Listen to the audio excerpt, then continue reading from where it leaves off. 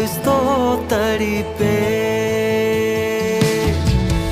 நம்முடைய ஜெபங்கள் வெறும் விண்ணப்பங்களாய் அல்ல, ஸ்தோத்திரத்தோடே கூடிய ஜெபத்தினாலும் வேண்டுதல்களினாலும் நிறைந்திருக்கட்டும். ஆமென். என் வேளை இன்னும் வரவில்லை என்றவரே, உன் நேரங்களும் காலங்களும் புரிவதில்லையே. என் வேளை இன்னும்